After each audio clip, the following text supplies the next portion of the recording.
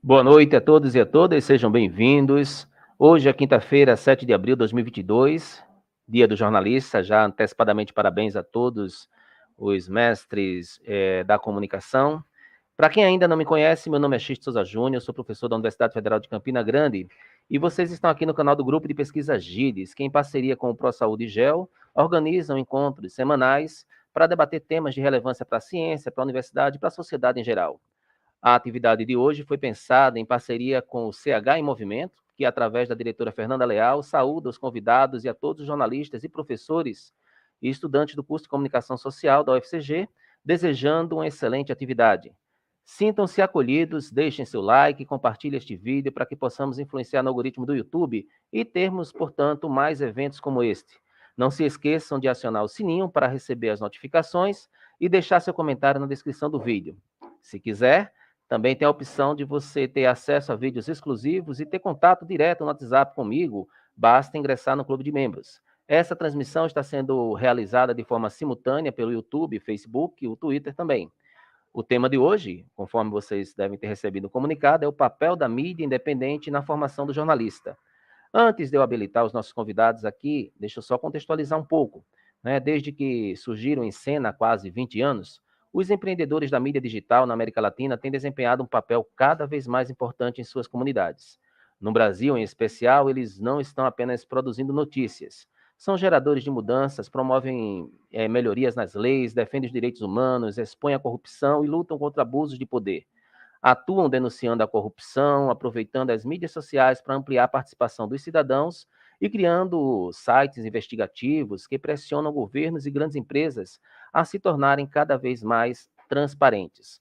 Nós temos vários, o ano passado nós recebemos o jornalista Joaquim Carvalho, do 247, e hoje nós temos a honra de receber Pedro Zambarda. Seja bem-vindo, Pedro, mais uma vez, muito obrigado pelo seu aceite em participar.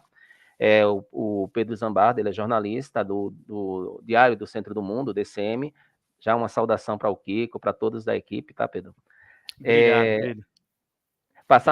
Também vou convidar aqui a Sala, o nosso colega, da universidade. Deixa eu só modificar aqui a tela de fundo, gente, para não confundir aqui. O nosso colega da universidade, o Diogo de Oliveira, que é também jornalista, de formação, e convidei ele porque era muita responsabilidade estar entrevistando um jornalista, gente. Você não sabe que é um peso muito grande, tá? Então, antecipadamente, gente, eu vou passar a palavra para vocês fazerem a saudação inicial, só para explicar aos que estão online e aqueles que ainda vão chegar, nós estamos numa fase final de semestre, Pedro, e muitos estão aí dispersos já, mas para uma saudação inicial, e em seguida, nós adotamos uma metodologia que eu vou passar a palavra para o convidado, o Pedro Zambarda, e depois aí a gente vai estar dialogando, contando com o nosso colega, o anfitrião, o Diogo. Mas vou passar a palavra primeiro para vocês. Pedro, por favor.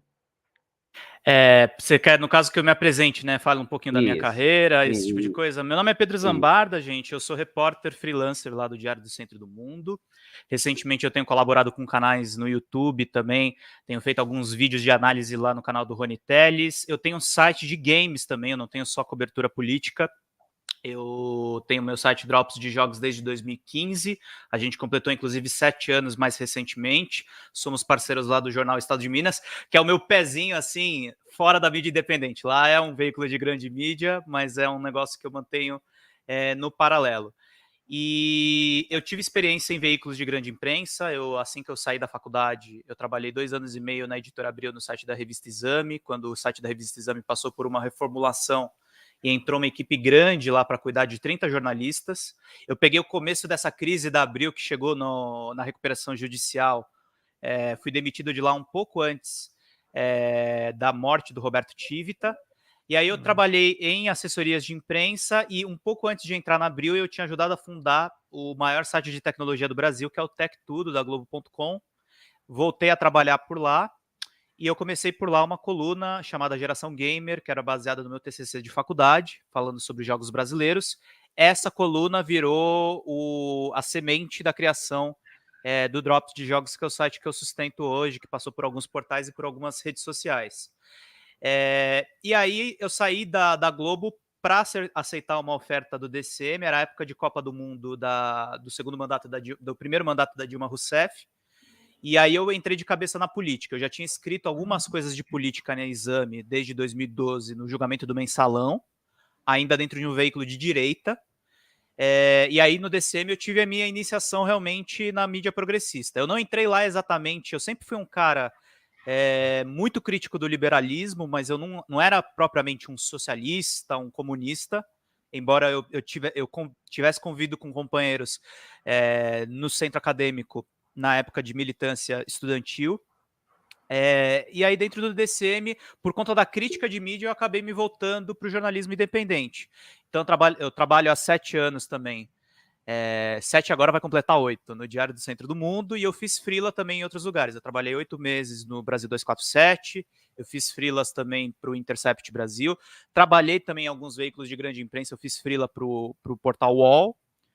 E atualmente minha situação é um pouco dessa, né? A gente vive uma realidade em que não existe vaga CLT, né? A gente vive um pouco por conta.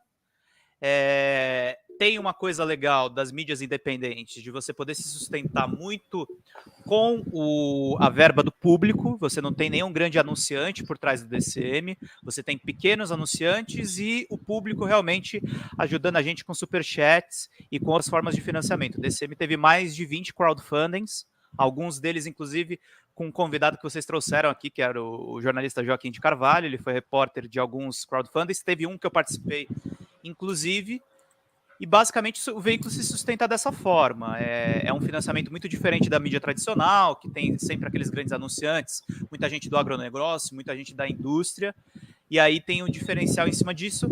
Mas é uma coisa que até vou falar para vocês, depois vocês me perguntam. O profissional, tanto da mídia independente quanto da mídia chamada tradicional, comercial, as formações são muito semelhantes. No final das contas, o trabalho de apuração segue sendo o mesmo, a gente vai atrás de uma denúncia, ouve mais de um lado, tem uma preocupação com os dados que são aferidos, e o trabalho ele se desenvolve um pouco em cima disso. Ok, muito obrigado. Vou passar aqui a palavra ao colega Diogo para fazer uma breve apresentação, Diogo, sobre a tua formação. Boa noite a todos e todas. Meu nome é Diogo Lopes de Oliveira, eu estou usando uma camisa preta, sou careca, tenho 40 anos, uso uma barba rala e uso óculos preto. Bom, pessoal, eu sou professor da UFCG desde 2013, sou formado em jornalismo pela Federal de Pernambuco, já no distante ano, sempre digo isso aos meus alunos, sou do século passado, entrei em 99 na UFPE, sou mestre em comunicação científica, médica e meioambiental pela Universidade Pompeu Fabra de Barcelona, a mesma instituição onde obtive o meu doutorado em comunicação pública em 2012.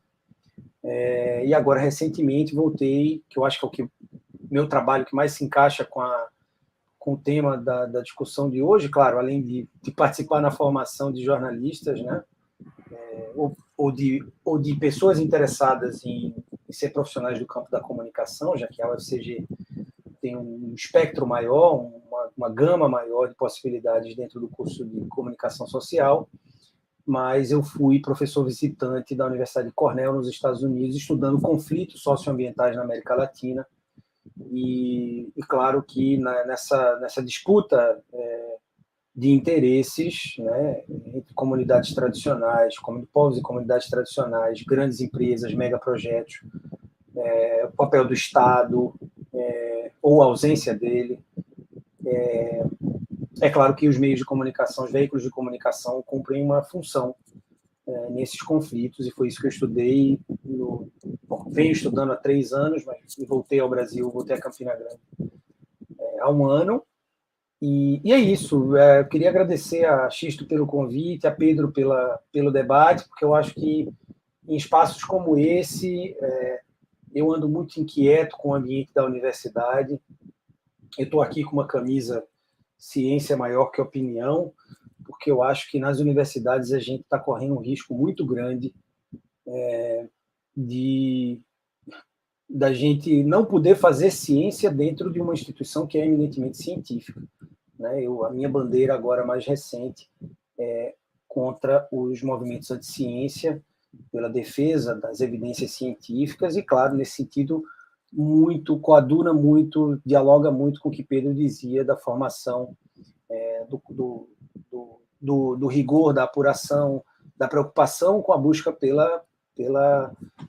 pelo menos pela fidelidade do retrato que a gente vai mostrar enquanto jornalistas em qualquer campo que for. Mas eu já falei muito. Pedro, você hoje está do outro lado do microfone, e eu acho isso muito bom. Hoje você é estrela aqui. Obrigado. E eu já disse isso a Xisto, eu estou aqui, a estrela é você, eu vou tentar contribuir para o debate, mas mais como um provocador, que é isso que eu faço em sala de aula, né? E, enfim, agradecer muito pelo espaço, pelo debate, e agradecer a oportunidade. Ok, muito obrigado. Bom, gente, eu sou geógrafo, tá? Eu não sou jornalista, então isso me dá a oportunidade de que, se eu perguntar besteira, eles dão um desconto. Pedro, a ideia é a gente trabalhar aqui um tópico guia, né? Eu vou iniciar com o primeiro tópico. Você já antecipou um pouco com relação a essa questão de financiamento, estratégia de ação. Por que eu falo isso? Eu estava lendo algumas matérias relacionadas à decepção que o jornalista ficou quando perdeu aquele direito da certidão. O certificado, a certificação, uns anos atrás, eu ainda trabalhava numa empresa privada quando isso ocorreu, e a evasão foi muito grande na universidade. Eu queria saber como é que você vivenciou esse momento, tá certo? Se você estava, né, nessa conjuntura, nesse contexto, já como profissional ou ainda mesmo se qualificando, nesse momento em que gerou um horizonte de incerteza, quando de repente o certificado não se tornou mais obrigatório. Mas, por outro lado, a gente observa que isso aí deu também um ponto de partida para o desenvolvimento de novas estratégias. Entre essas estratégias está essa ideia de se ter uma voz através das redes sociais inicialmente, né? O primeiro movimento é muito nos sites, né? Depois no YouTube, etc., né? Então, se você pudesse contextualizar como foi tua perspectiva disso e o que é que você poderia falar para o jovem que está assistindo agora ou que vai acompanhar depois o nosso canal. Muitos assistem em outro momento porque estão em aula e etc. Então, o que é que você poderia mencionar? E aí, a partir daí, eu vou deixar para que o nosso colega ele possa estar dialogando e eu vou estar só pontuando algumas coisas, tá bom? Por favor, Pedro. Vou pontuar, assim, várias coisas a respeito da formação. Vou falar um pouco da minha experiência e eu vou falar um pouco da minha percepção do mercado, acho que também até extrapolando um pouco da política. O que eu digo para todo mundo que estiver fazendo universidade e fazendo curso de jornalismo? Não consuma um único veículo de comunicação. Aquela velha tradição, compra 3 jornais, compra mais de uma revista, consuma muitos sites com vieses diferentes e com vieses antagônicos, porque quanto mais o jornalista consome notícia, mais bem informado ele fica e melhor ele fica. Nessa questão do diploma, eu tinha acabado de sair, estava acho que prestes a sair da faculdade quando o Gilmar Mendes teve aquela decisão que tirou a obrigatoriedade do diploma. Eu estou no time das pessoas, até discordando de uns chefes meus, que eu sou a favor da obrigatoriedade do diploma, sim. Eu acho que tem que fazer um curso de comunicação social, um curso de jornalismo, embora digam que é um curso generalista, mas eu acho que é importante a especialização nesse tipo de coisa. Eu acho que fazer notícia é um conhecimento específico. Eu fiz também uma outra graduação depois da minha graduação de jornalismo, que eu me formei na Casper Libero, eu fiz filosofia na USP, e são formações muito diferentes. São formações, inclusive, que me dão... o Diogo estava falando agora no começo da defesa da ciência. Eu estou 100% no time dele. O DCM é um site de esquerda, mas acima da própria esquerda e do próprio campo político, o que eu defendo é o combate ao negacionismo científico nas suas inúmeras formas. E é uma dificuldade, porque a gente vê negacionismo muito na extrema-direita e, sim, a gente vê também em algumas figuras da esquerda. Eu tenho a felicidade de trabalhar num veículo onde a gente discute isso e a gente tenta aprofundar essa discussão. Mas o que eu diria assim para a pessoa que se forme, eu vou falar um pouco da minha experiência. Eu fui trabalhar na Editora Abril no momento em que eles estavam... Eu não diria que foi um ápice, porque acho que os anos 90 ainda foram melhores do que o ano que eu estava, mas foi uma subida antes da queda, porque a editora tinha 24 títulos, ela dominava o mercado editorial ainda existia verbas, e foi naquela época que os blogs de esquerda eles estavam começando a aparecer, estavam aparecendo até nem tanto pelo campo da esquerda, mas pelo campo dos jornalistas que queriam sair da mídia tradicional e trazer o debate mais plural para a internet. E eu vi aquilo com um olhar extremamente positivo, não necessariamente concordando 100% com aquele ponto de vista, mas eu pensava, nossa, ia ser muito legal se esses blogs críticos se profissionalizassem, tivessem uma corrente de notícias profissional e competisse de uma certa forma com a mídia tradicional. E o DCM me deu essa possibilidade. Quando eu entrei no site, era literalmente tudo mato lá. A gente estava começando a falar de alguns assuntos fora política, estavam começando os crowdfundings das grandes reportagens. Eu entrei justamente no período que o Joaquim e o Kiko lançaram o documentário Helicoca, sobre a questão do helicóptero do aliado do Aécio Neves, com meia tonelada de pasta base de cocaína, e foi uma cobertura que foi na contramão da imprensa. A imprensa estava tentando vender ali o Aécio como se fosse um novo Collor, um candidato ali meio cavaleiro da esperança, e a Dilma ganhou a eleição ali por muito pouco, muito porque foi revelado quem era o Aécio no meio da corrida eleitoral. E eu entrei muito empolgado com isso. Logo depois do documentário do Helicoca, eu fiz um documentário sobre a crise da falta d'água da Sabesp aqui em São Paulo, sobre o Geraldo Alckmin. Então a gente teve uma oportunidade ali de profissionalizar, e aí foi a época do começo do crescimento do 247, do começo do crescimento da Fórum, e hoje em dia é muito complicado até, eu sei que vocês botaram aqui no título da live, da mídia alternativa, mas eu não diria que ela é alternativa, eu acho que ela tá mais para mídia independente ou mídia de esquerda mesmo, porque ela não é mais uma alternativa. Não sei se vocês entendem um pouco do que eu falo, porque o DCM tem o tamanho hoje, por exemplo, de sites como o Poder 360, ele é maior do que alguns outros sites de esquerda como o Intercept, estou falando volume de audiência especificamente. Então dá para dizer que é um site grande, mas é um site que tem um outro viés e outro tipo de financiamento, que eu volto a falar para vocês, vem muito do público, vem muito das pautas mais populares, que é a mesma coisa que você vê também nos Jornalistas Livres, no Mídia Ninja, que foram outras mídias que também eu vi nascer nos protestos de 2013.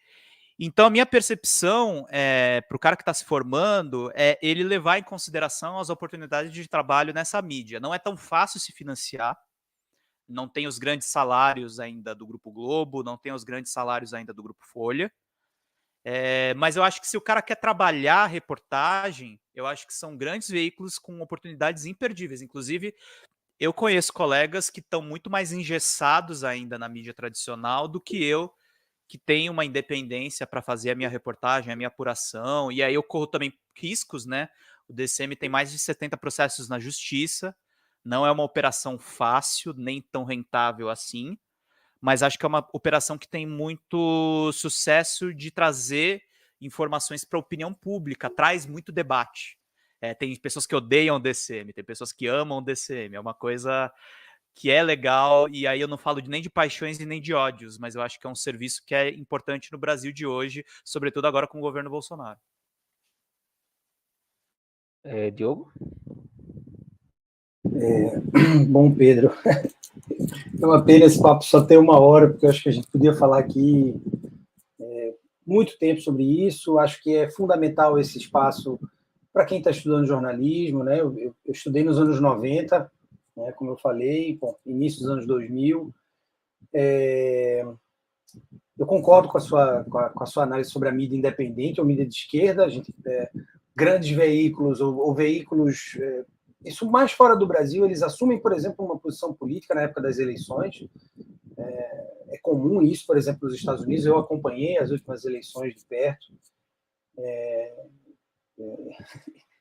com todo o caos que gera o sistema deles, de delegados, de estados que mudam de posição, e os votos, a apuração que demora 1 mês. Eu quero dizer que é muito caro que a gente discuta a questão aqui das mídias independentes. Eu tenho uma aluna, por exemplo, no mestrado na UFPB, que ela é a idealizadora e a realizadora do No Cariri Tem. No site do Cariri tem 132 mil pessoas. Eu estava conferindo aqui enquanto você falava, Pedro. Ela tem 27 mil posts no Instagram. Ela faz notícia todos os dias. Ela elabora os conteúdos. Ela tem 132 mil seguidores. E ela contando como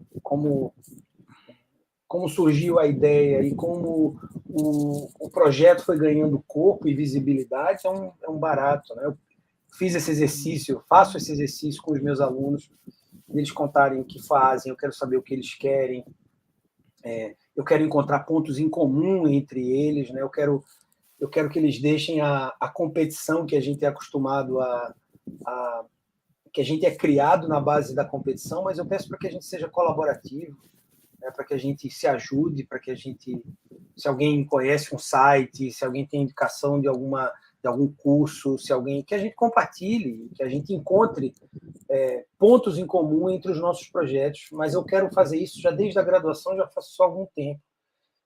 Entendo perfeitamente os riscos. Hoje, por acaso, antes de vir para cá, eu estava conversando com um aluno meu do mestrado, a gente defendeu... eu uso a gente porque o trabalho também é meu, de orientação. Eu costumo dizer que ele colhe os louros e eu recebo as porradas das críticas do trabalho, né, assim que eu vejo o papel do orientador. E ele estava me dizendo isso, eu estava compartilhando com ele essa sensação que eu tenho de que a universidade está burocrática, a universidade está velha, a universidade está arcaica, a universidade está... E também, em boa parte, pelo bolsonarismo, Pedro, o ambiente é hostil, o ambiente da universidade está hostil. E ele me falava, professor, mas eu estou querendo entrar. Eu falei, mas, velho, esqueça, eu não estou querendo lhe desestimular com isso, né? Eu quero que você saiba que a universidade é um lugar maravilhoso, mas é um lugar que também tem seus problemas, né? E ele estava dizendo como é difícil para quem escolhe fazer uma pós-graduação em comunicação, é quem está querendo, por exemplo, a estabilidade. Claro, quem quer aprender e tudo mais, mas quem quer a estabilidade, por exemplo, de uma função, né, de um lugar na academia. Bom, então, enfim, para dialogar com essa primeira fala tua, Pedro, é isso, contar um pouco das minhas inquietações, do prazer que é para mim, porque as mídias, vou chamar, por sugestão de Pedro, de mídias independentes ou mídias de esquerda, passaram a ser temas de TCCs, né? Eu passo a orientar trabalhos focados, centrados, o objeto de estudo são as mídias independentes ou mídias de esquerda.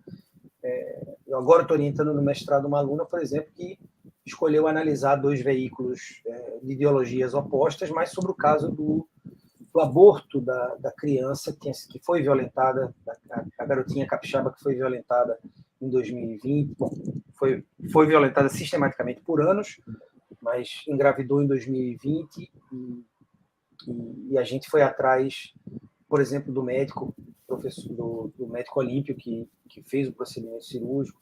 Enfim, O que eu quero dizer é, as mídias independentes são objeto de estudo na faculdade, são objetos de estudo, de reflexão sobre o papel que cumprem na sociedade, e concordo também que são fundamentais nesse momento que a gente vive, principalmente em ano político.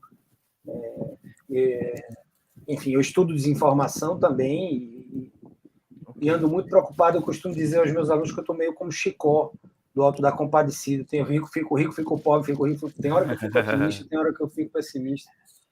Eu estou mais ou menos assim. Mas, Pedro, devolvo a bola para ti.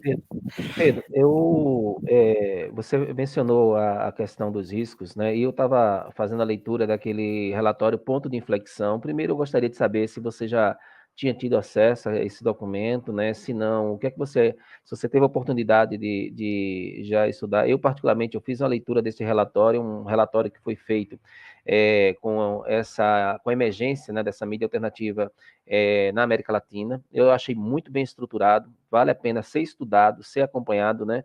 Inclusive porque de forma muito sutil ele faz a crítica ao Brasil, né? Primeiro com relação ao idioma, porque nós estamos ilhados, né? Nós falamos o português e e os países vizinhos eles falam espanhol, mas um dos temas que ele pontua é essa questão da perseguição mesmo, né? Que você está mencionando, né?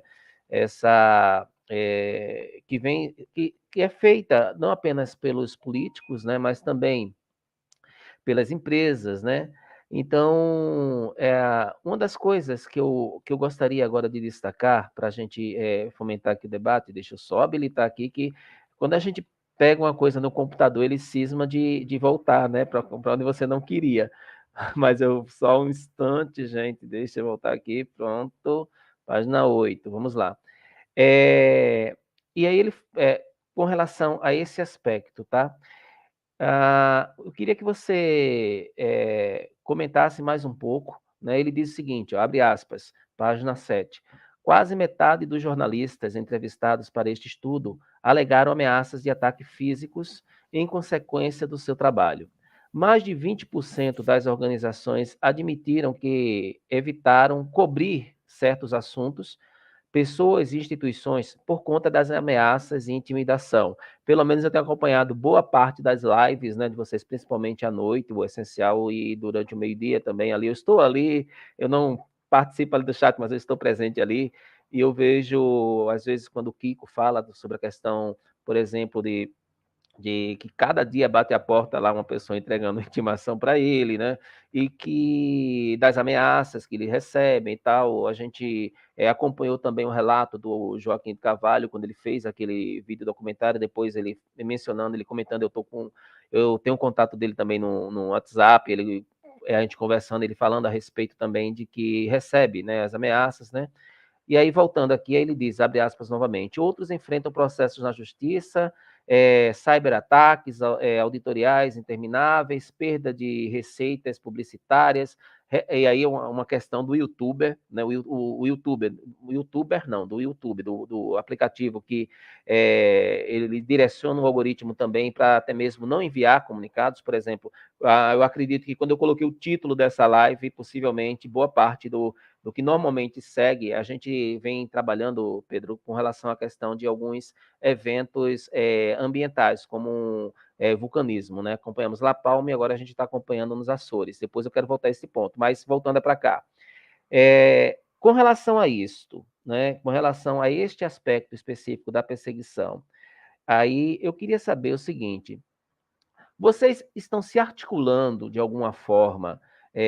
Eu estava conversando também com o, o pessoal do Prerrogativas, né?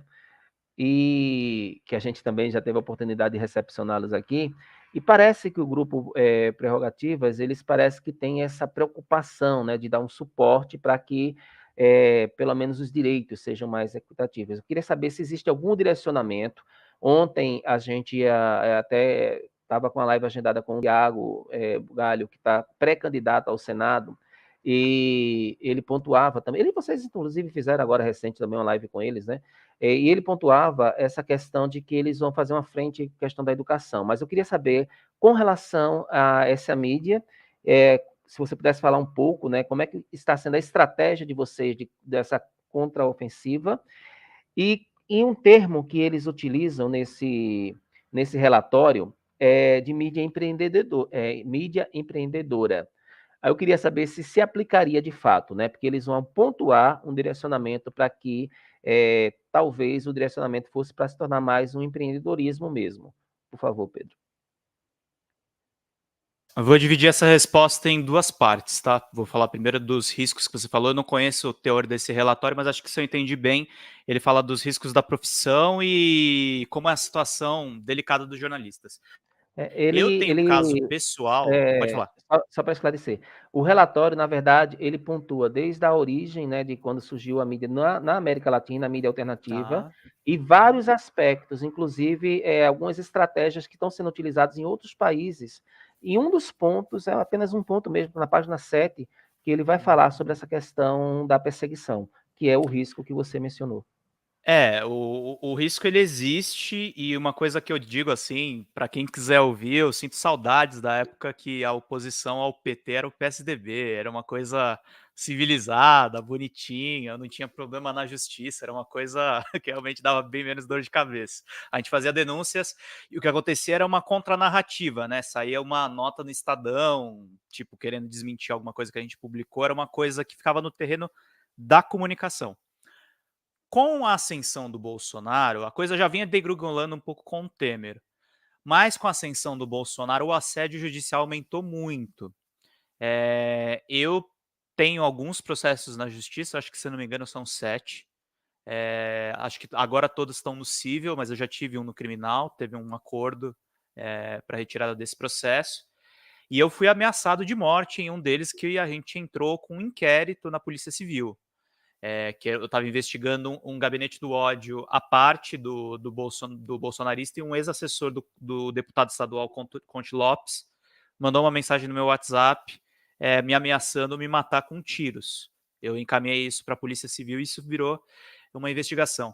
Então tá um ambiente realmente muito mais insalubre de trabalhar por essas razões. Eu tenho a felicidade, e é um privilégio mesmo, né? Porque a gente sabe que a realidade dos colegas não é fácil.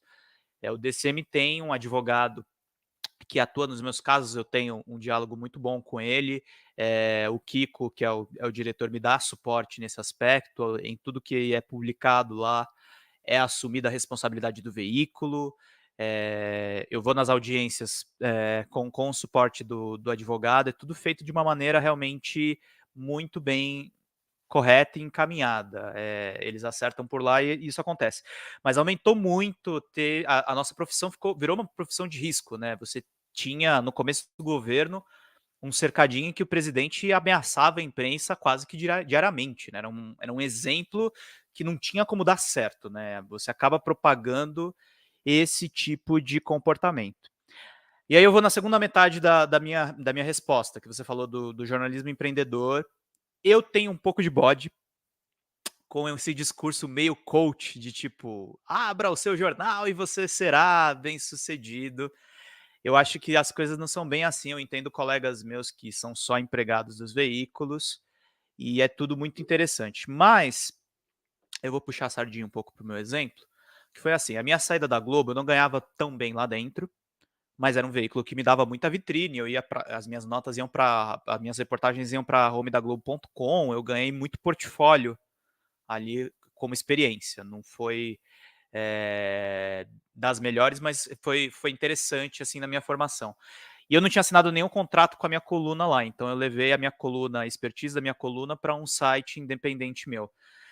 Então, essa coisa da mídia independente, da mídia que não obedece a orientação dos veículos corporativos, é uma grande oportunidade de negócios que os jornalistas podem ter depois de formados.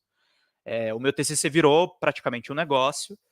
Embora eu trabalhe na mídia de esquerda, o Drops de Jogos é um site que já teve parceria com o Catraca Livre. A gente ajudou a lançar a primeira revista sobre realidade virtual no Brasil. Já tivemos parceria com rede social internacional, e hoje a gente tem uma parceria e um programa na TV aberta, só que roda no interior de São Paulo, dentro da TV Cultura. A gente trata de games e inovação por lá. E no Drops a gente tem um viés, eu falo muito isso com meu sócio, Nós não somos um site de política lá, mas a gente trata games do ponto de vista mais progressista. Então eu abordo muito a questão da pauta de minorias, a questão da pauta de inclusão social, que são coisas que muitas vezes o UOL, o IGN, que são os grandes do setor, eles não cobrem muito bem, porque eles estão muito atrás dos cliques, atrás dos grandes lançamentos. Então eu tenho uma oportunidade lá dentro de fazer uma cobertura diferenciada. Então, quando você fala de empreendedorismo, se você afastar esse papo de coach, que eu acho muito espuma e pouco conteúdo, tem muita coisa legal que dá para fazer. Tem muito canal de YouTube que dá para fazer. Vocês falaram agora de um canal de Instagram que está bombando. Eu acho que o pessoal que está se formando tem que botar na cabeça que abrir um site, abrir um negócio, abrir um canal de YouTube pode ser uma iniciativa muito interessante para as pessoas que estão entrando no mercado, porque as vagas são poucas. As empresas grandes ainda estão demitindo, às vezes eles abrem uma frente lá, mas é tudo muito difícil o financiamento, por mais que os veículos grandes tenham, às vezes, grandes patrocinadores por trás, mas é o patrocinador tirar o dinheiro que o emprego do cara está em jogo ali, é uma coisa muito complicada. E na mídia independente tem essa coisa, a gente depende muito do público.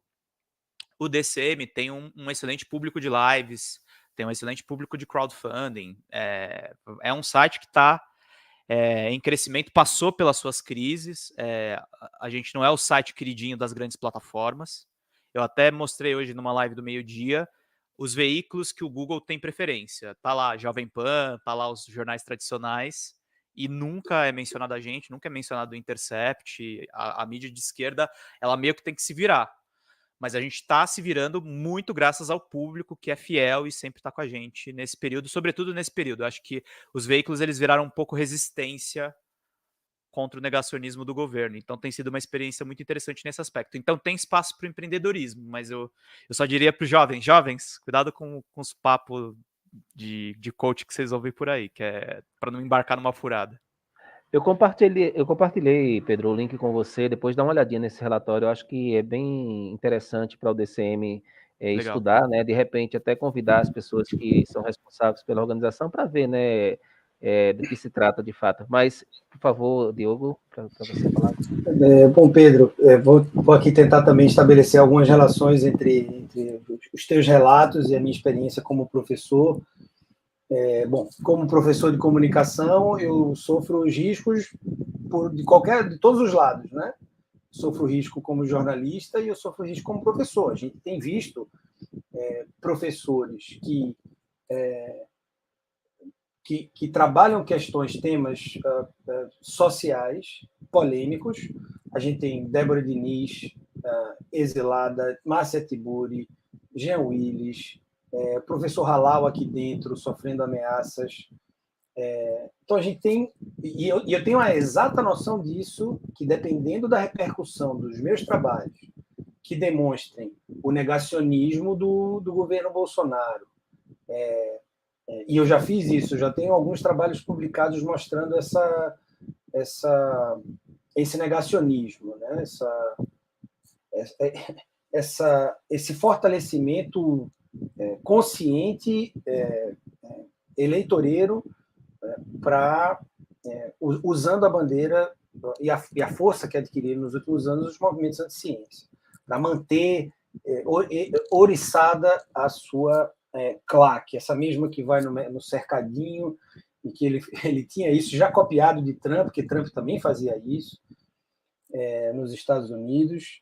Então, outro dia me perguntaram numa palestra se eu não tinha medo de me posicionar politicamente. Eu faço ciência, o que a minha ciência demonstra, o que os meus dados demonstram, as minhas análises demonstram, o negacionismo do governo Bolsonaro, e eu não tenho nenhum problema em divulgar esses dados. Pelo contrário, eu quero escrever artigos sobre isso, eu quero ampliar o alcance dessas conclusões. E me perguntaram se eu não tinha medo de me posicionar sobre isso. Eu disse, olha, eu tenho uma filha de 1 ano e meio, na época ela tinha 9 meses quando me perguntaram isso, já faz 6 meses.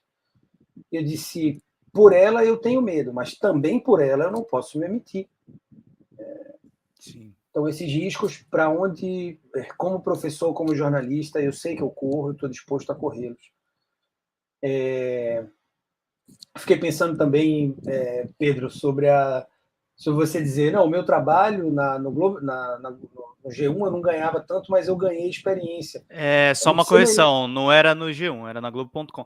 Não, desculpa, não, imagina que o Tech Tudo é fora do G1, mas o que eu ia falar, eu ganhei muito pouco, mas era uma situação engraçada, porque era um site com muitos colaboradores, então não tinha como pagar bem, era impossível.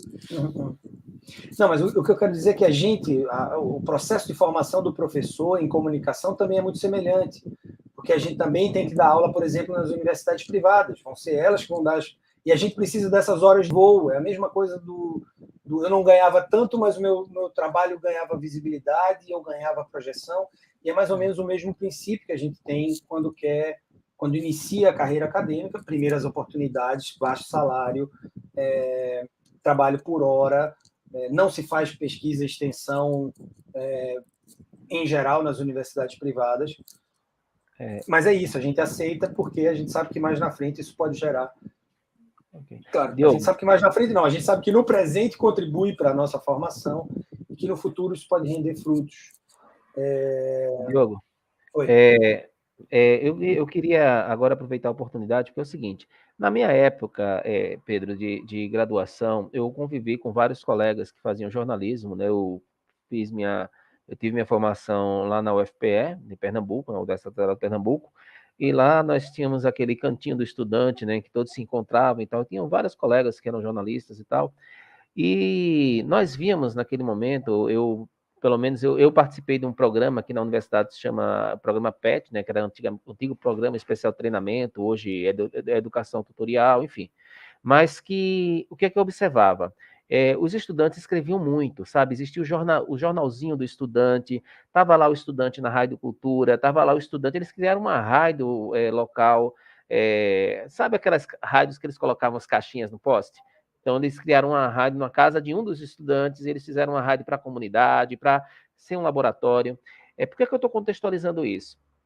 Porque ao passo em que você tem hoje uma possibilidade imensa de mídia social, né? Eu, por exemplo, eu venho fazendo essas lives, eu não tenho formação em jornalismo, eu convido as pessoas para conversar e tal, mas só o ano passado, quando eu comecei a fazer a cobertura da erupção em La Palma, que as pessoas começaram a ficar com receio de repente, ter uma tsunami por conta de uma queda de uma parte do vulcão e tal, e eu, na minha formação de geógrafo, eu comecei a fazer as lives e comecei a explicar, só para você ter uma ideia, em setembro do ano passado, eu tinha 1.000 pessoas inscritas no meu canal, em dezembro tinham 14.000 inscritas.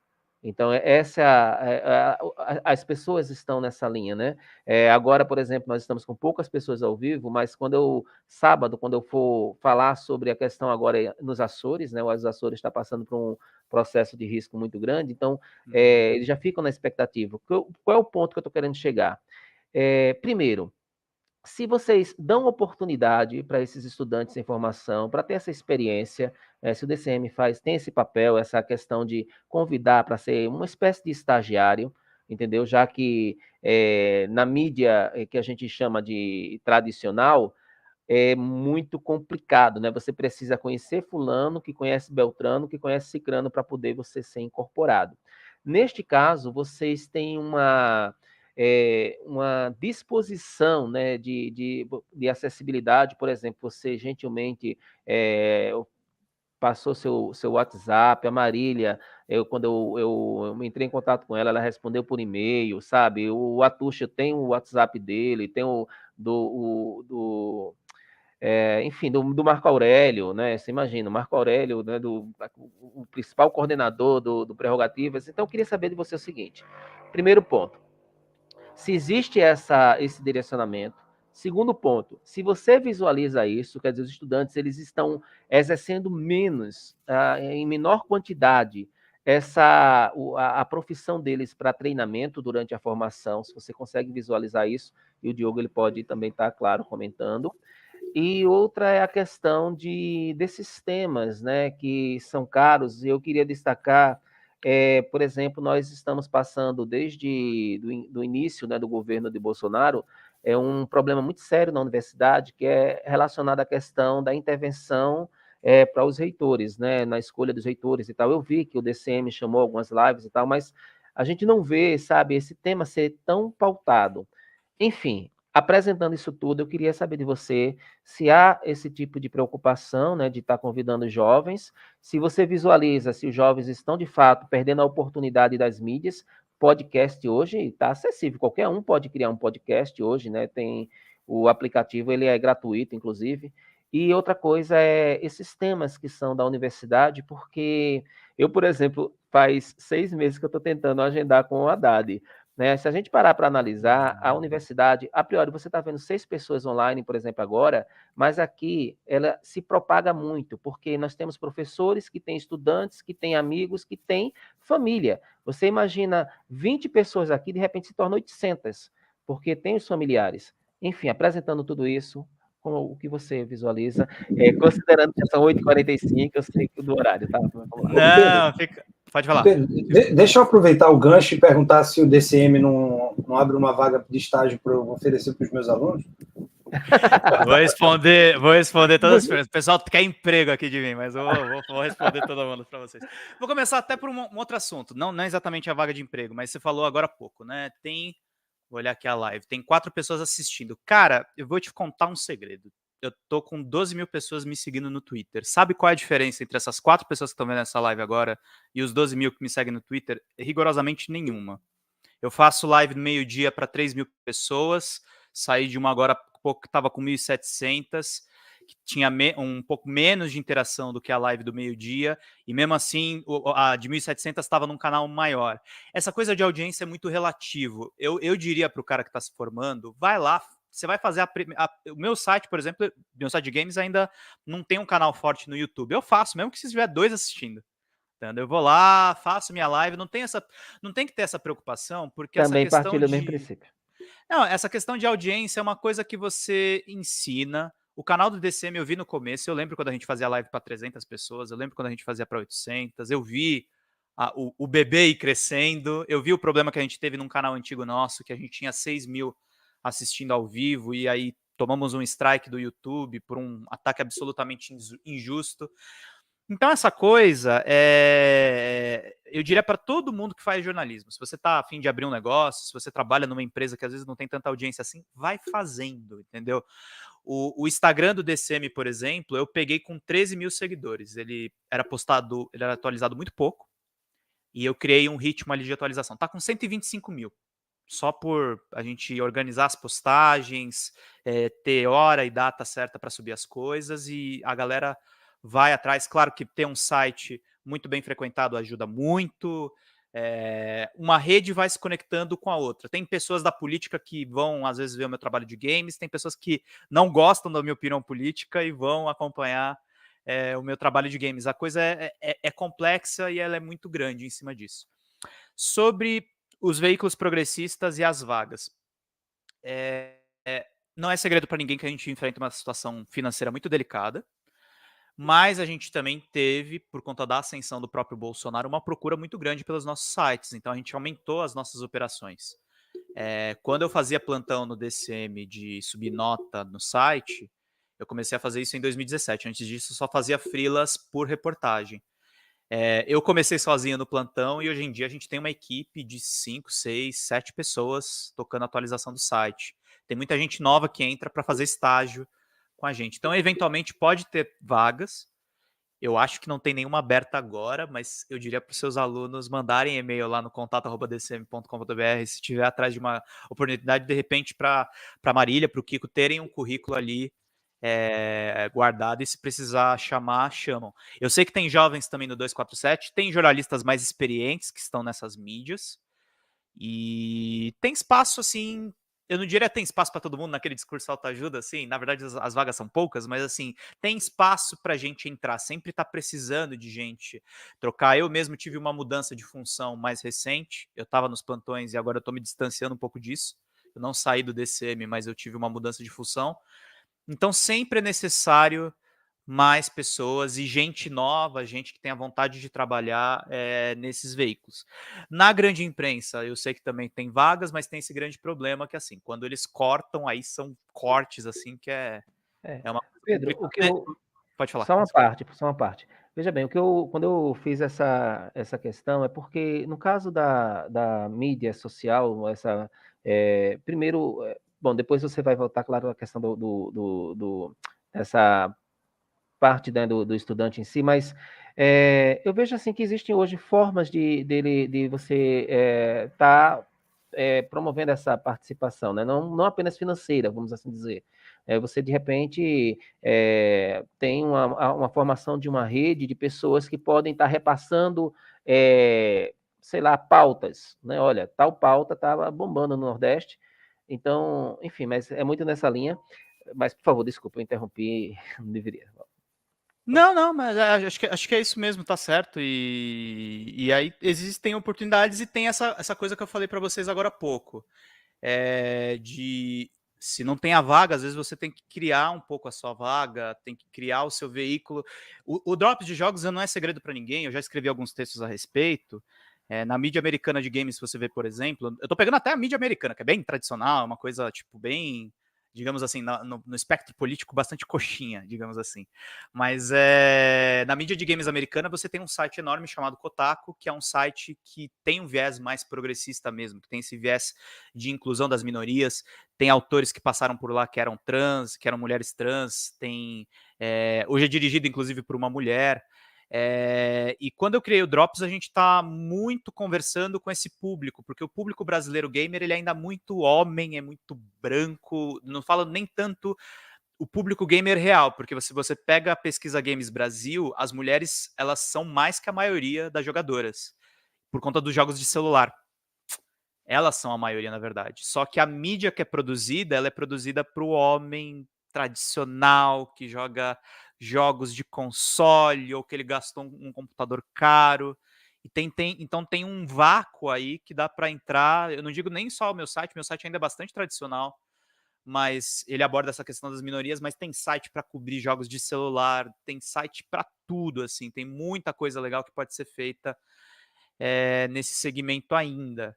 Então é disso que eu tô falando, assim, a respeito das vagas. Às vezes você tem que criar sua própria vaga, às vezes seu site que você criou pode não exatamente virar um negócio, mas ele é um excelente portfólio para você pleitear uma vaga melhor.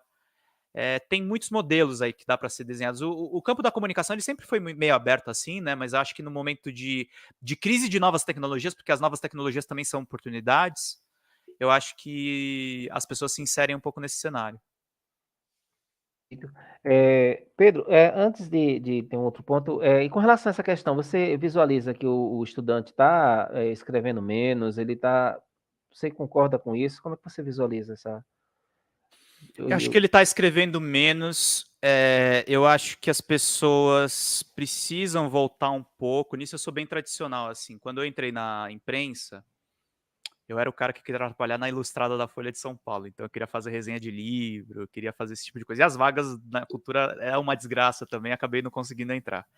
Mas eu valorizo muito, assim, desde o ensino médio eu estudei literatura internacional, tive o privilégio de estudar num colegial federal, que tem vestibulinho para entrar.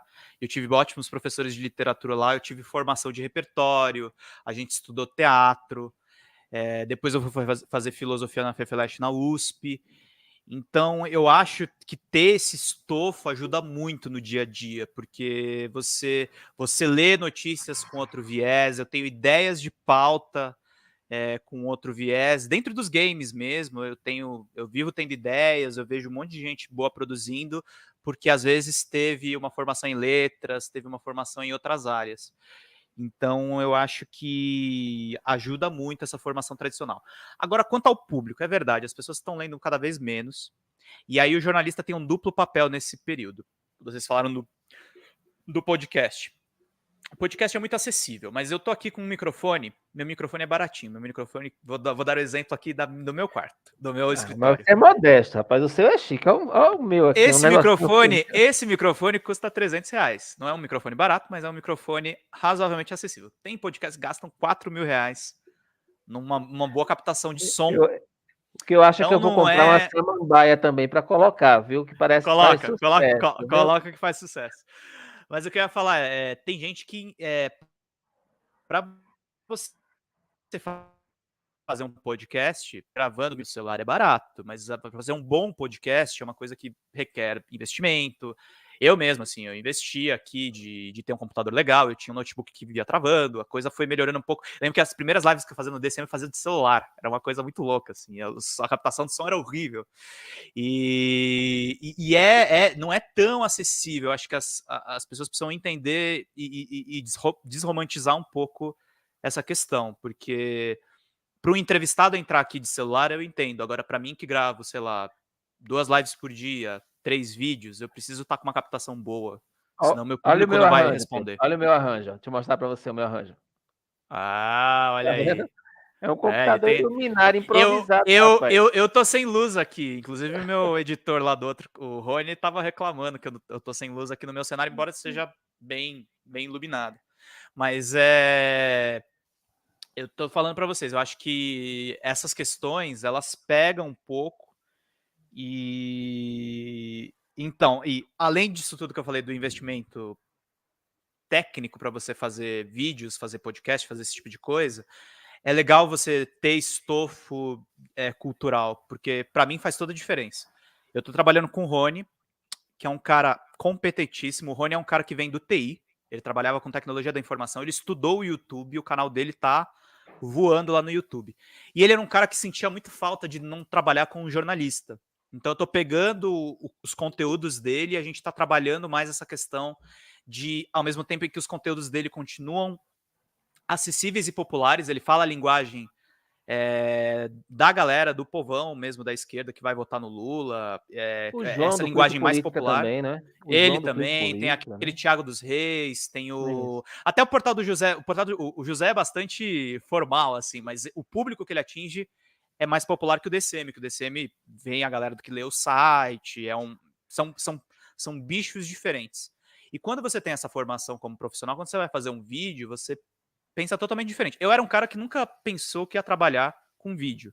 Eu me achava péssimo falando, eu me achava... Aliás, parênteses, um dos braços do Drops de Jogos é a Rádio Geek. Foi lá que eu aprendi a falar usando microfone e gravando com câmera.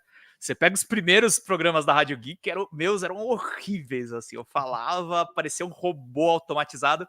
E felizmente o meu sócio já tinha trabalhado com televisão, tinha trabalhado no SBT, e aí ele foi me dando os toques para eu me soltar. E aí quando eu comecei a fazer lives no DCM, eu já estava soltinho. Eu já estava falando as coisas um pouco. Aliás, as lives nesse momento de pandemia, elas são relativamente mais fáceis de fazer. Eu consigo abrir uma notícia aqui na rádio, não. Na rádio eu tinha que puxar no celular, era um negócio meio que tinha que fazer meio que ligado. E eu aprendi muito nesse processo, mas eu aprendi muito, executei bem, porque eu já tenho uma formação de leituras. Eu acredito que quando vocês entrevistaram o Joaquim também tem uma formação assim. O Kiko, vocês veem na live, ele tem uma cultura de revista muito profunda. Ele expressa isso, o conhecimento que ele tem. O irmão de ter dele sido também diretor. era da mesma linha? Sim. O Paulo era crítico de literatura da Veja, era um cara muito lido e felizmente não ficou entre nós para fazer os vídeos. Eu acho que seria fantástico os vídeos com ele. Ele faleceu em 2017.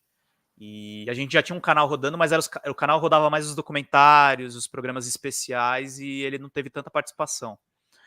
Mas o Kiko, ele tomou essa frente. Ele não gostava de YouTube, ele odiava, ele falou isso pra mim. Eu falei, não sei se isso vai dar certo, eu não gosto disso, mas ele pegou gosto.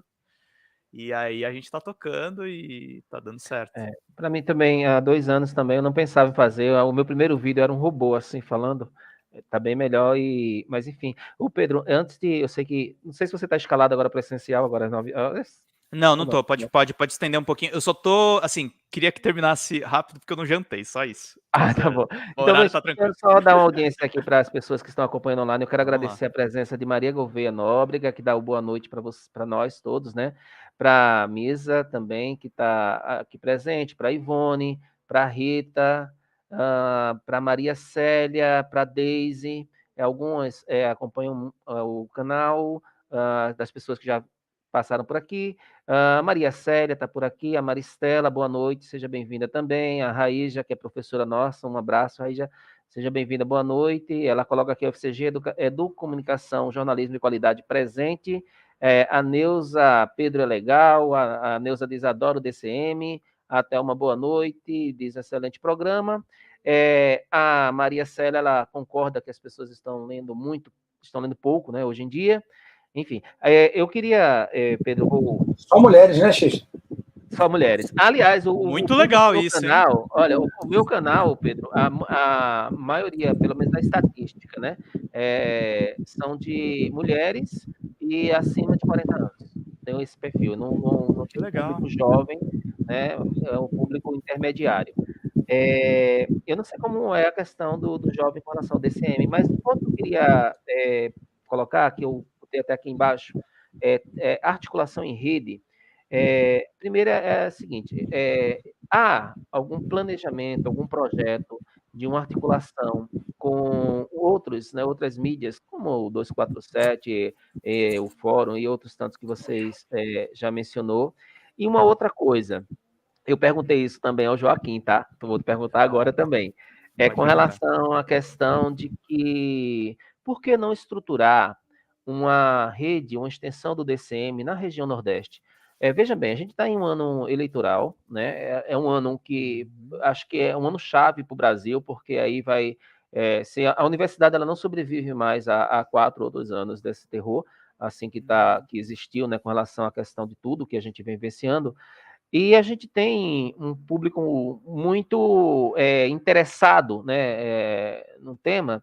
E, bom, é o diário, né, do Centro do Mundo, dá aquela ideia de que está com uma coisa mais centrada, eu entendo perfeitamente a proposta, mas nós temos também aí algumas pérolas, né, alguns professores, enfim, que de repente poderia pensar numa articulação em rede, né? Então, eu queria saber de vocês, se vocês já debateram sobre isso.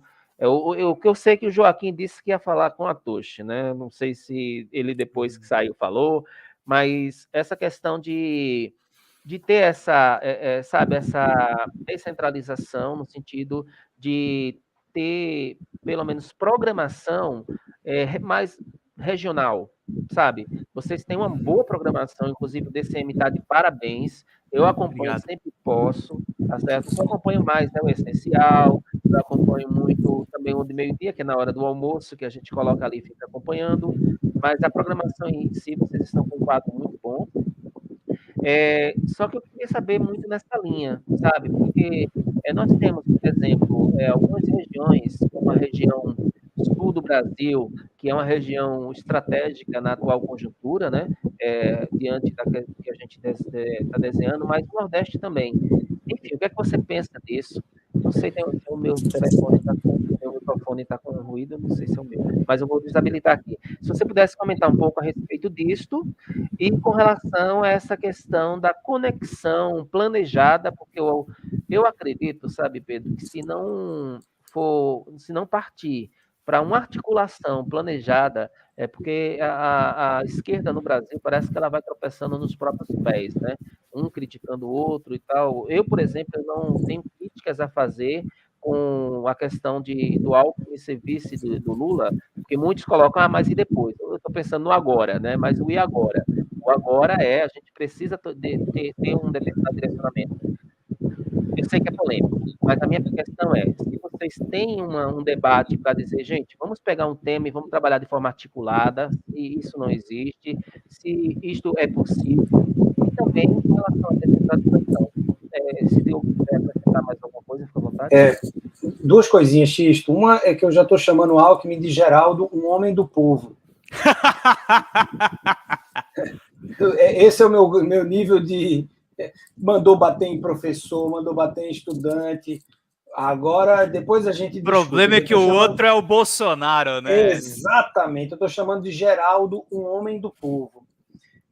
E a outra coisa, Pedro, importante para essa conexão no Nordeste, é que Campina Grande é conhecida como centro de radiação cósmica do universo. Então, veja, com o Diário do Centro do Mundo, a gente aí faz uma dobradinha maravilhosa. Centro de radiação cósmica do universo e Centro do Mundo, a gente está ali afinadíssimo. E me ofereço desde já, se essa ideia, se vocês precisarem de jornalistas, enfim, aqui meu nome está à disposição já. Não, acho muito legal a discussão que vocês trazem. A gente teve uma colaboradora nossa muito querida, ela saiu porque ela não queria mais trabalhar com jornalismo, não era exatamente problema com o DCM, mas a Sara Góes é de Fortaleza, e sim, a gente tinha essas discussões, Fantástico os sim, de desenhos dela, trazer... fantástico, fantástico. A gente tinha essa discussão de trazer mais nordestinos, mais pessoas fora do eixo sul-sudeste. Tem aquele problema que, assim, temos que ser honestos também com vocês. Eu sou de São Paulo, o Kiko é de São Paulo, a gente tem cabeça também um pouco sul-sudeste, não dá para menosprezar isso, e a gente fica tentando, na verdade, redirecionar o nosso pensamento do tipo, tem pautas que é importante existir o DCM aqui em São Paulo para cobrir, o Alckmin é uma delas, eu acho ótimo que se ele ajudar o Lula a ganhar a eleição, mas tem um lado de mim que não é picuinha não, mas a gente, talvez no momento certo, ou por agora, mas por um outro viés, a gente precisa lembrar também o que esse homem fez, não pode esquecer Massacre do Pinheirinho, não pode esquecer esse tipo de coisa, e são assuntos que vêm no cardápio paulista. Mas o que eu tô achando mais interessante é que, assim, o Rony Teres, que é o outro lugar que eu faço freela, o Rony não é do Nordeste, ele tá no Tocantins e ele é de Goiânia. Mas ele tem feito muito a minha cabeça de abordar outros assuntos lá, que muitas vezes o DCM ele já é um veículo muito procurado. Então a gente tenta encaixar gente diferente, mas tem aquela coisa, ele é muito refém da pauta do dia. A gente adoraria chamar nordestinos em todas as lives, mas assim, infelizmente, sei lá, sai a pesquisa Quest. O cientista político mais adequado, ou que conhece mais o instituto, eu não sei exatamente se o Quest, mas eu tô falando assim, tá, Datafolha. Às vezes é melhor puxar um cara aqui de São Paulo. Depende muito do que rola ali, mas não é que não exista essa preocupação que vocês estão falando agora. Mesmo porque, se a gente é uma mídia de esquerda, uma das coisas que devem ser criticadas na mídia corporativa é esse viés sul-sudeste. Eu escutei uma vez numa redação da editora Abril que se um vidro quebra na USP, é capa do site, e se uma universidade pega fogo em Fortaleza, é nota, entendeu? Eu ouvi isso. Existe esse preconceito institucionalizado, não são só as agressões diretas. A mídia não botava preto na capa, não botava negro na capa. Ela é racista, ela é classista. Não dá para menosprezar esse ponto de vista. Até o meu site de games, vou ser sincero com vocês, eu e o Cal nós criamos, é um projeto que é super respeitado, mas nós dois somos dois homens brancos, assim. A gente tentou trazer experiência com mulheres e com pessoas de fora, mas é fogo. A gente lida também com machismo estrutural em outros meios. Então a gente... eu não vou nem dizer para você que eu vou falar com a Tuxa, isso já é conversado com o Kiko e temos debates intensos a respeito dessas coisas, mas a gente está atrás sim, o nome de vocês vai estar sem dúvida. Eu até vou pensar, o Rony hoje a gente recebeu um músico do Nordeste, eu me esqueci do estado qual que é, acho que ele é da Bahia. A gente tava numa live com ele agora há pouco, foi super legal, deu 1.700 pessoas assistindo, eu acho que foi uma baita vitrine para ele falar. Foi um músico que se encontrou com o Lula recentemente. Então, eu acho que tem muito espaço aí para crescer, quebrando, sim, o que a Maria Célia está falando aqui nos comentários. Existe um preconceito estrutural da mídia, sim, e infelizmente ele chega na mídia da esquerda. Não estou falando mal do 247, estou falando mal de ninguém. Eu acho que é uma coisa estrutural. Mas o que eu estou falando, sabe, Pedro, é num sentido, veja bem, porque bom, eu sou, como eu te falei, né, eu trabalho com geografia, né, venho há 2 anos trabalhando, já recebi pessoas de diversas partes do mundo aqui nesse canal, trabalhando com temas bem específicos da área de saúde, enfim, porque é a proposta, uma das propostas do canal inicial, né, depois teve essa outra questão, mas o que eu estou querendo mencionar é o seguinte: a gente é muito pautado mesmo na conjuntura que nós estamos, né? Você falou bem aí a questão, não pode esquecer que o Alckmin fez isso, mas aí eu fico lembrando, nossa, a gente está esquecendo o que foi que o outro que está agora no poder fez. A gente tá andando sem máscara e está esquecendo os 600 e poucas mil pessoas que morreram, entendeu? Não é que a gente vai viver atrelado à questão da questão da Covid, mas a gente não pode também deixar essa pauta de lado. Como também a gente não pode também esquecer, aí eu trazendo um pouquinho, né, já que aqui para o Nordeste, vamos trazer um pouquinho para a nossa rapadura para cá, né, no litoral.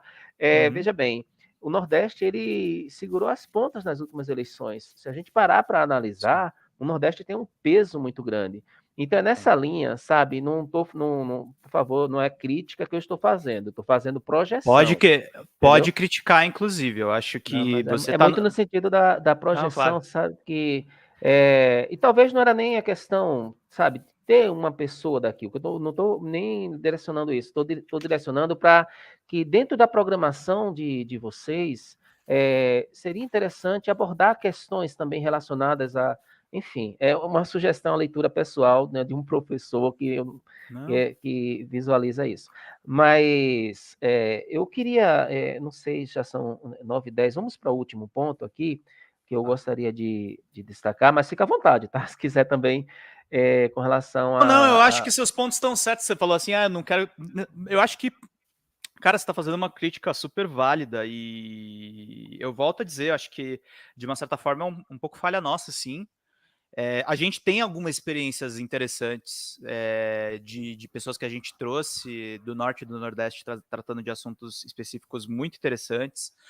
Teve aquela época que o Porta dos Fundos fez aquele vídeo sudestino e a gente trouxe um professor que comentou a respeito disso, dos acertos e dos equívocos daquele vídeo, porque aquele vídeo foi feito por sudestinos, entendeu? É uma piada...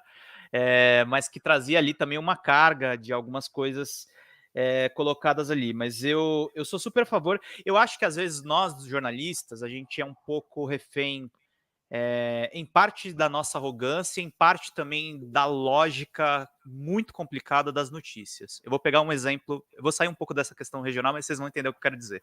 O que bombou nos Trending Topics dessa semana, gente, foi sorvete e o Felipe Castanhari, que gravou aquela porcaria daquele vídeo lá sobre a guerra da Ucrânia e falou do Holodomor, que a galera que é mais pró-União Soviética diz que não existiu e a galera mais ocidental tem museu lá, inclusive na Ucrânia, que diz que existiu. E aí são assuntos que você para pensar, você fala, porra, o Bolsonaro subiu 4 pontos nas pesquisas e, tipo, a galera tá discutindo isso. A gente fica um pouco refém, entendeu? Do que é dito nas redes sociais. Eu acho que também tem uma noção um pouco equivocada nossa, que só repercutir o que é discutido nas redes sociais funciona. E aí é uma luta que a gente faz. Por exemplo, eu quero pontuar que a Agência Pública fez uma reportagem excepcional sobre agências de publicidade que estavam sabotando as manifestações dos motoristas de aplicativo. E eu dei uma sorte do caramba que uma fonte conversou com o Kiko e a gente descobriu que um dos diretores dessas agências era um publicitário ligado ao Dória, ao Temer e à campanha da Joyce Hasselman. E a gente conseguiu fazer uma exclusiva a respeito disso. Então, só justificando um pouco, não justificando completamente, existe preconceito, mas a gente está um pouco de mão atada com os acontecimentos, entendeu? A gente precisa ir atrás dos assuntos que a galera quer ler e as coisas que a galera precisa ler. Eu acho que essa pauta da Pública merecidamente teve audiência, porque é uma violência tremenda contra os trabalhadores que estão entregando comida, tipo, agora, na casa de vocês e nas casas aqui perto. É trabalhador que está precarizado, é uma pauta que a esquerda deveria estar discutindo para ontem, isso aí. E, felizmente, teve uma denúncia em cima disso. E é uma coisa que eu falo para vocês, extrapola região. Aconteceu aqui no Sudeste, mas eu acho que poderia ter acontecido em Fortaleza, poderia ter acontecido em qualquer outro centro urbano. Ninguém está fugindo disso. Entendi. Ok. Gostaria de comentar alguma coisa, não? Não, Pedro, só uma pequena provocação. Quando você disse que, por exemplo, uma pesquisa do Datafolha faria mais sentido alguém de São Paulo, e como você fez referência ao vídeo do Porta dos Fundos, cara, a gente tem cientistas políticos que poderiam comentar perfeitamente Fortaleza, Bahia, enfim, Fortaleza, Salvador, Maceió. Enfim, eu continuo achando que vale a pena... Vamos trocar figurinha. Aí vamos, a gente não achar, e não achar que o Nordeste vai salvar sempre, né? E se a gente puder ganhar, sei lá, Campina Grande e uma cidadezinha do interior da Bahia são os únicos lugares que o PSDB ganhou, por exemplo, em 2014. Mas se puder ser nenhum, é melhor. E tem umas coisas bestas, vou até falar um bastidor aqui. Vou até falar um bastidor aqui. Tem, às vezes a gente não chama por vício mesmo, e tem umas coisas que não são inexplicáveis. Por exemplo, você para pra pensar, a mídia é sul-sudeste, mas tem uns políticos do Rio Grande do Sul que nunca me respondem. E o Roberto Requião, eu chamo ele 15 minutos antes da live, você pode entrar? Posso entrar. O governador entra, tá ligado? Na transmissão e tem essas coisas. Eu tava falando agora há pouco com o Rony no WhatsApp e ele falou, pô, é difícil agendar a gente, mas é mesmo, é uma logística. Tem pessoas que estão disponíveis às vezes porque o cara é aposentado e tem gente que tá, vocês falaram do Haddad agora, o Haddad tá na correria, tá na campanha para governo, é difícil mesmo. Porque no caso do Haddad já faz aí 6 meses, mas eu acho que... Enfim. Ele fez a mesma coisa com a gente, fica tranquilo. Pedro, deixa eu te falar uma coisa, a questão, que eu acho que é o último ponto, né, também para a questão, já está o tempo, você está aí para jantar também. Veja bem, eu queria uma última questão que eu gostaria de uma reflexão, diz respeito à questão eu até não vou nem habilitar aqui, mas a questão de planejamento de segurança. O canal do DCM, por exemplo, e assim como o 247 também, investiu muito nas suas atividades no YouTube. E o YouTube, propriamente dito, é muito arriscado, né? Porque eles têm algumas... a política deles é muito de tomar uma decisão e às vezes não tem um diálogo correto e tal. E a questão é, vocês se preocupam tem algum plano, algum debate em se ter um plano B, né, com relação, a gente vê hoje está surgindo um concorrente, né, do YouTube, inclusive está sendo utilizado por aquela pessoa, né, que eu não vou falar o nome, você pode falar que você é jornalista, você pode ser processado, eu não posso. Eu digo assim, porque você tem o direito de falar, né? Mas, enfim, tem outras redes que estão surgindo, né? Houve uma tentativa do Discord, mas não deu certo. O Facebook parece que também tem um engessamento, né? O Facebook, ele também não... Além de também não ser uma plataforma de streaming semelhante ao YouTube, mas a minha pergunta é, eu sei que vocês têm um site, eu sei que vocês têm outras formas de atividade, mas eu queria saber com relação a essa questão do streaming, se vocês pensam em, de repente... quando eu vi você participando com o Rony Telles, e aí antecipadamente já fala aqui em público, se você puder me conectar com ele, eu agradeço também, que eu já mandei vários e-mails, ele não responde. Mas brincadeira, viu, Rony?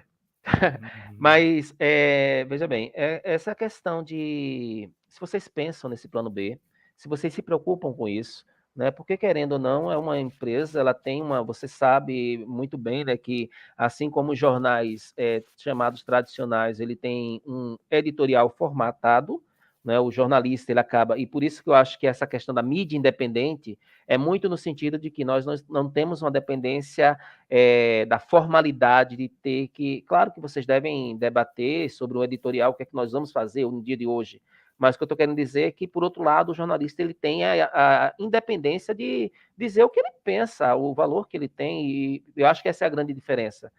Então, se você pudesse falar um pouco sobre isso antes da gente passar para as considerações finais, aí tem a última fala, por favor. Temos um plano B. Isso é uma coisa que é muito discutida entre eu e o Kiko, não é segredo, eu falo isso inclusive nas lives. Eu acho que o cara que você tá falando é o Monark, o Igor e a galera do Flow Podcast, que eu entrevistei. Não falei nada. Mas é isso. Não, e eles não vão processar a gente porque eu entrevistei recentemente o Igor, eles são de direita, mas a gente tem e estão sendo perseguidos também, né? Porque eu acho que foi uma injustiça porque... Eu não sei exatamente uma injustiça, mas eu acho que o YouTube tinha que ser transparente. Se ele quer prejudicar um canal, ele tem que dizer, estou te prejudicando por conta do que aconteceu lá, e quando eu entrevistei, assim, saindo em minha defesa, quando eu entrevistei os dois, o Monark não tinha falado em defesa. Não é porque eu tô dizendo nazista. O seguinte, que foi a fala um negócio de uma assim, pessoa, que né?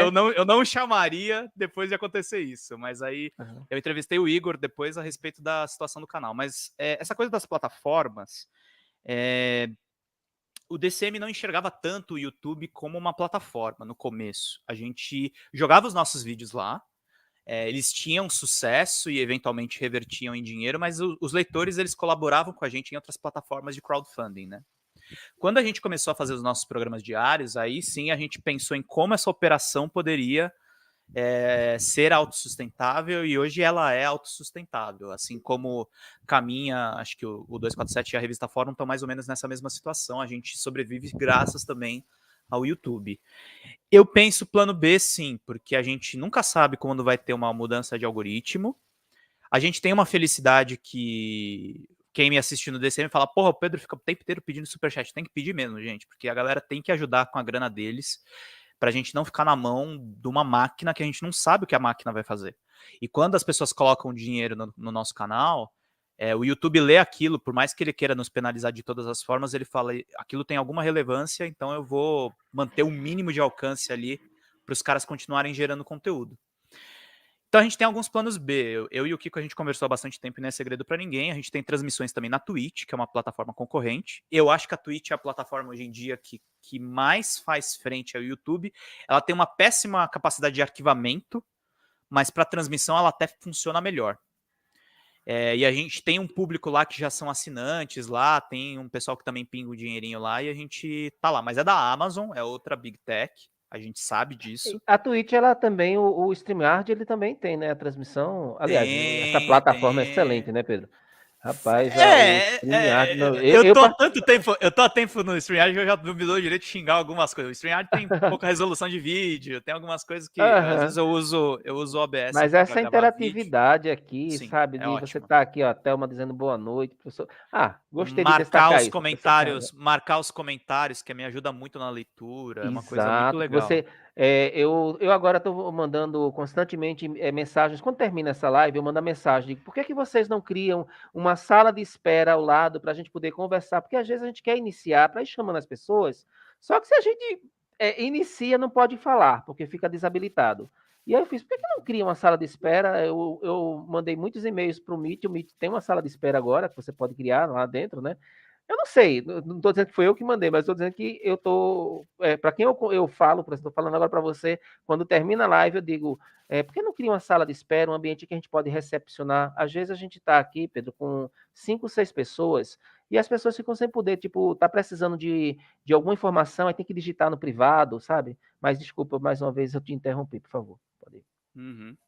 Não, é isso. A gente tem a Twitch, a gente está de olho nas novas plataformas. Eu acho que a principal plataforma, eu até me fazendo correção, a Twitch é uma delas. A principal plataforma que está fazendo frente ao YouTube hoje é o TikTok. Só que o TikTok tem uma forma muito particular de monetização, que ainda é meio ruim para sites de notícias como o nosso. O Rony se dá bem lá, mas o DCM teve algumas tentativas ainda e não foi.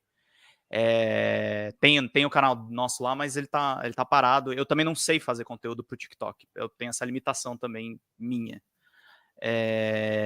Mas a gente tá de olho sim. Eu acho que hoje em dia é legal quando você bomba numa plataforma, mas se você é um comunicador, se você é um jornalista, não fique preso a uma plataforma. Na plataforma você é empregado da Big Tech. Você tá ali fazendo o jogo dela. Na verdade, na internet toda você é meio isso. Mas no YouTube você vê muito explicitamente o que acontece. Então, é sempre bom você ter mais canais, esteja na rede, trabalhe essas redes, isso é uma coisa que qualquer especialista de social media diz, trabalhe essas redes de maneira particular. Eu vou, por exemplo, quando eu faço um post no Facebook, eu sou um dos poucos que não abandonou o Facebook ainda, eu boto uma foto, eu faço um comentário de um outro jeito. No Twitter tem aquela coisa da espontaneidade, tem que ser meio rápido.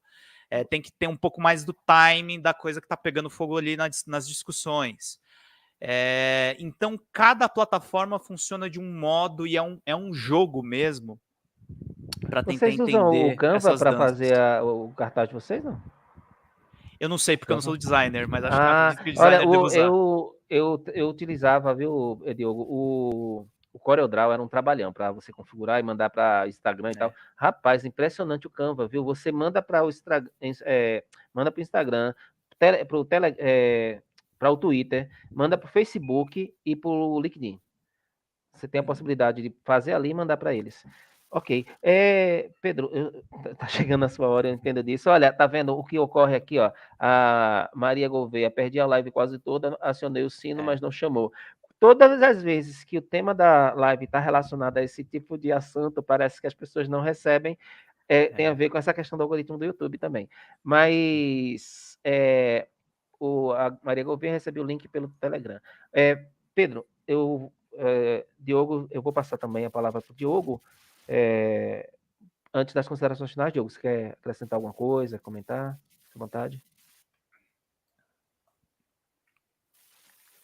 Agora, Pedro e Xisto, eu queria agradecer, só o último ponto que eu não comentei da fala de Pedro, falou muito bem, eu me preocupo muito com isso do embuste que é a fala do coach e da autoajuda. Eu acho que isso também guarda uma relação com o diploma e o papel do jornalista, e eu como professor, coach, que é um arremedo, um simulacro de professor, enfim.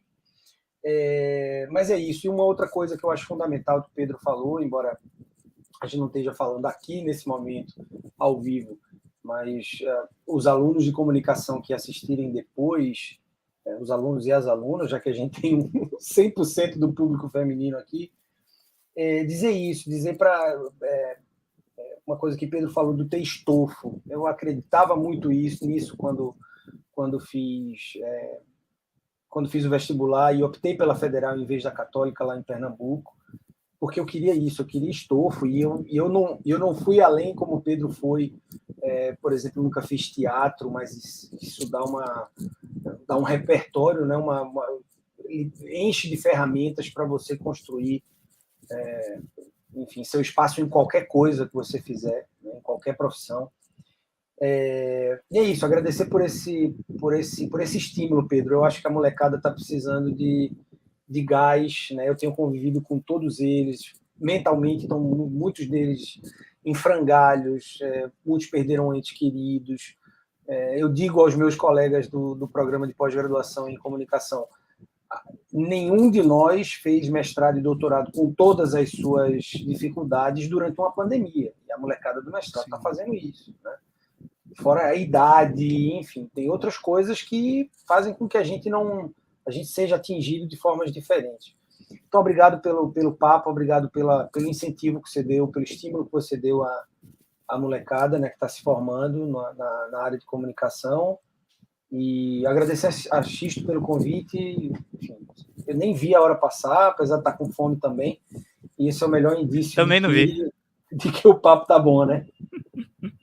Não, obrigado vocês pela receptividade. Vou só adicionar uma coisa que eu falei. Eu defendi aqui a obrigatoriedade do diploma de jornalista, mas vou falar uma coisa para vocês, e não estou falando mal da minha faculdade de jornalista. A faculdade que eu mais gostei de fazer foi a de filosofia.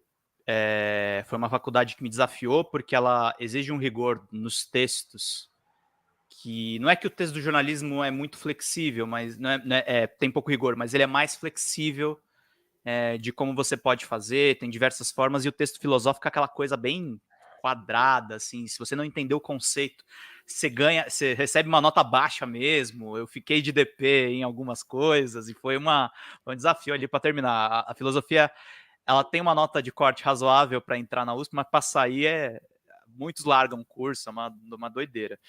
E me deu esse estofo. E sobre trabalhar na pandemia, eu chorei na pandemia, eu me desesperei na pandemia, eu vi notícias o tempo inteiro, chegou uma hora que eu não aguentava mais da carga daquele trabalho. São 660 mil mortos, eu felizmente não perdi ninguém muito próximo, mas as pessoas ficaram doentes, a gente ouve os relatos. Para mim foi uma grande oportunidade, e aí eu tô vendo um pouquinho o copo mais cheio, mas é terrível ser jornalista nesses tempos. Eu fui ameaçado de morte no meio da pandemia, não, foi um pouco antes. E durante a pandemia você vê as coisas que a gente viu, né? Eu fui para a rua, cobri algumas coisas, tomando as devidas precauções, e não foi fácil. É terrível você viver num país em que a gente sabe o quanto o governo é difícil, é sempre bom ter uma imprensa que faça oposição aos governos, mas esse governo, a oposição que a gente fez, acho que foi um pouco acima, porque acho que é um governo que atentou mesmo contra as nossas vidas, a nossa forma de viver. E se tudo der certo, acho que em outubro talvez a gente reverta isso. Não estou aqui fazendo campanha tão abertamente, mas pensem nisso. Vamos reverter isso aí. Obrigado, quero agradecer mais uma vez ao Diogo, quero agradecer muito ao Pedro, né? Pedro, o que a gente falou, né? Eu acho que eu já agradeço bastante se você puder compartilhar, principalmente com os colegas, né, do DCM, que são angústias que a gente vem vendo, né? Percebendo, porque eu, particularmente, eu acredito bastante, né, na importância do DCM, assim como do 247, do Fórum, de outros tantos, né?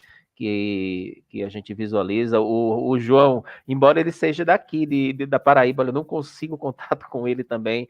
Então, alguns, assim como você, tem uma acessibilidade mais explícita, né? Eu consegui o teu e-mail, o teu contato, porque você disponibilizou. Eu também, se você for olhar na descrição desse vídeo, tá todos os meus contatos de rede social, porque eu acho que quanto mais a gente se conectar, né, fica melhor. Então, eu queria dizer que o GIDES, esse canal, esse grupo de pesquisa, ele está à disposição, tá? Nós temos, eu sou geógrafo, mas trabalho com diferentes temas também, a gente está à disposição, mas no sentido de que esses 2 anos de pandemia nos deu a oportunidade de convidar pessoas da América Latina, de Portugal, do Brasil como um todo, e nós temos um banco de dados de mais de 120 profissionais, de mais de 120 professores, especialistas, doutores em temas diversificados. Então, se vocês tiverem alguma demanda, porque eu sei o quanto é difícil para a gente, de repente, estar pensando no nome com relação a um tema específico, talvez eu possa contribuir nesta forma, sabe? De compartilhar com vocês.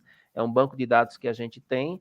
Naturalmente, nem todos deram autorização para estar repassando o contato, mas eu posso estar fazendo essa intermediação caso exista algum tipo de necessidade.